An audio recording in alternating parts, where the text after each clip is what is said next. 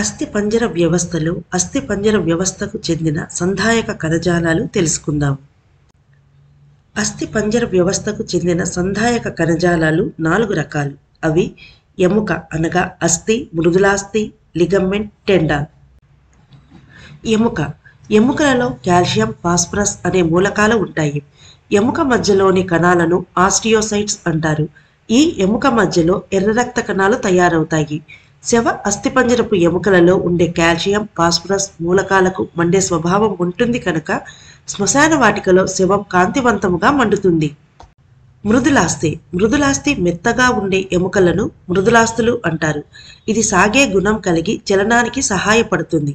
ఎముకలు కలిసే చోట పక్కటెముకల చివర, నాసికాగ్రములో, చెవి దొప్పలలో, వాయునాళంలోని సి ఆకారపు నిర్మాణాలు, సకశేరుక జీవుల పిండ దశలో, సొరచేపలోని అంతర అస్థిపంజరంలో మృదులాస్థి ఉంటుంది.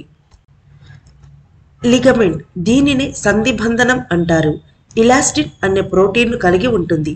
లిగమెంట్స్ పసుపు పచ్చని పోగులు ఎముకలను బంధిస్తాయి.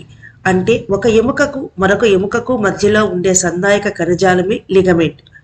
ఇక చివరిది టెండాన్స్. దీనిని స్నాయుబంధనం అని కూడా అంటారు. ఇది కొలాజిన్ అనే ప్రోటీన్ను కలిగి ఉంటాయి. ఇవి తెల్లని పోగులు కండరాలను, ఎముకలను బంధించే సంధాయక కణజాలమే టెండాన్స్.